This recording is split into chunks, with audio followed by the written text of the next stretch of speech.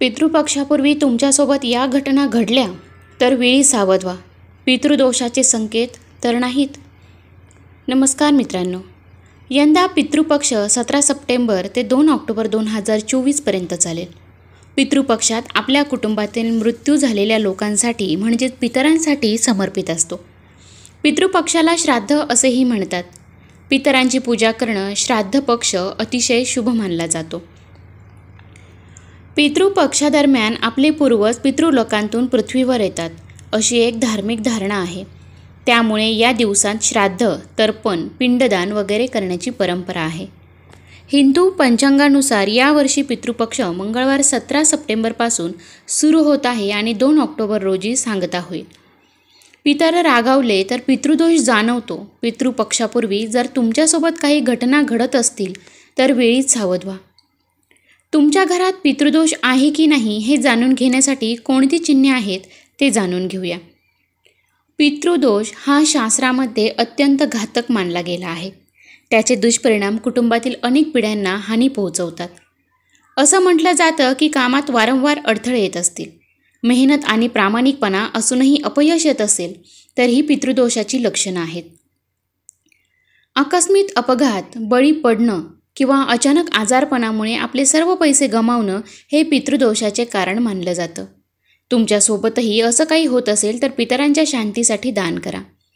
घरामध्ये काही ना काही भांडण होणं सामान्य गोष्ट आहे, परंतु पितृपक्षापूर्वी पती पत्नी किंवा कुटुंबातील सदस्यांमध्ये वाद वाढला तर ते चांगलं मानलं जात नाही. पितृदोषामुळे घरात संकट येतात असं मानलं जातं. पितृपक्षापूर्वी घरात अचानक पिंपळाचं झाड वाढणं आणि तुळस कोमेजणं हे देखील अशुभ लक्षण मानलं जातं. या घटनांमधून पूर्वजांची नाराजी दिसून येते असं मानलं जातं. याचा वाईट परिणाम धन, सुख, समृद्धी आणि तुमच्या मुलांवर होतो. पितरांची शांती आणि पितृदोषापासून मुक्ती हवी असेल तर पितृपक्षात ब्राह्मणांना अन्नदान करा, पंचबली भोग द्या, गरजूंना दान करा.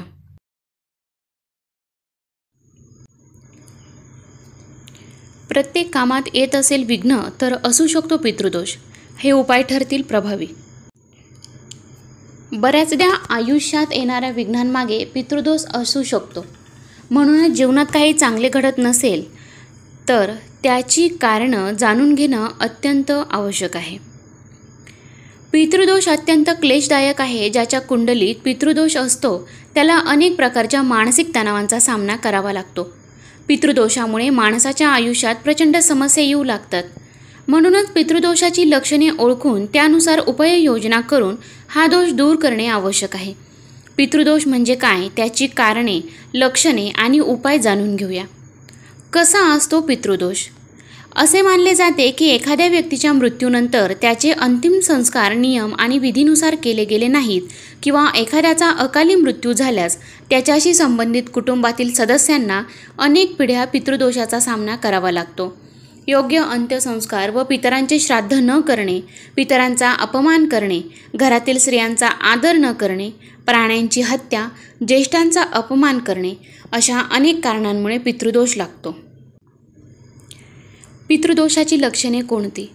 बऱ्याचदा आयुष्यात येणाऱ्या विघ्नांमागे पितृदोष असू शकतो. म्हणूनच जीवनात काही चांगले घडत नसेल तर त्याची कारणे जाणून घेणे अत्यंत आवश्यक आहे. पितृदोष ही समस्या तुम्हाला किरकोळ वाटण्याची शक्यता आहे, मात्र तसे नसून पितृदोषामुळे जीवनात संततीचे सुख मिळत नाही. नोकरी, व्यवसायात कष्ट करूनही नुकसान सहन करावे लागते. कुटुंबात अशांतता राहते आणि एखाद्या व्यक्तीचे आरोग्य खराब राहते. जीवनातील शुभ कार्यात अडथळे येतात. पितृदोष दूर करण्याचे उपाय: संध्याकाळी पिंपळाच्या झाडाखाली दिवा लावा आणि नागस्तोत्र, महामृत्युंजय मंत्र किंवा रुद्रसूक्त, पितृस्तोत्र आणि नवग्रह स्तोत्र पठण करा. यामुळे पितृदोषा शांती मिळते. इष्टदेवतेची आणि कुलदेवतेची रोज पूजा करा. असे केल्याने पितृदोषासही नाहीसा होतो. भगवान विष्णूंच्या मंत्राचा जप करा. श्रीमद भगवद्गीतेचा पाठ करा. यामुळे पितरांची शांती होते आणि दोष कमी होतो. पितृदोषापासून मुक्ती मिळवण्यासाठी महामृत्युंजयाच्या मंत्राने भगवान शिवाला अभिषेक करावा. घराच्या दक्षिणेकडील भिंतीवर आपल्या दिवंगत नातेवाईकांचे फोटो लावा आणि त्यांना रोज नमस्कार करा. असे केल्याने पितृदोषापासून मुक्ती मिळते. रोज नियमितपणे हनुमान चालिसाचा पाठ करा. हनुमान चालिसा पाठ केल्याने हनुमानजींचा विशेष आशीर्वाद मिळतो. गरजू किंवा ब्राह्मणांना त्यांच्या दिवंगत नातेवाईकांच्या मृत्यूच्या तिथीला अन्नदान करा. दिवंगत नातेवाईकांच्या आवडीनुसार जेवण बनवावे. दररोज पितृकवच पठण करा. असे केल्याने पितृदोष शांती मिळते. आपल्या कुवतीनुसार गरिबांना वस्त्र, अन्न इत्यादी दान करा. असे केल्याने हा दोषही दूर होतो. दुपारी पिंपळाच्या झाडावर पाणी, फुले, अक्षत, दूध, गंगाजल, काळे तीळ अर्पण करा आणि स्वर्गीय नातेवाईकांचे स्मरण करून त्यांचे आशीर्वाद मागा. पूर्वजांच्या नावाने फलदायी सावलीची झाडे लावा. यामुळे दोषही कमी होतो. तर मित्रांनो, अशा प्रकारे जर तुमच्याही घरात पितृदोष असेल किंवा पितृपक्ष चालू होण्याअगोदर जे काही नियम सांगितले, जे काही उपाय सांगितले ते नक्की करा आणि तुम्ही पितृदोषापासून मुक्ती मिळवा.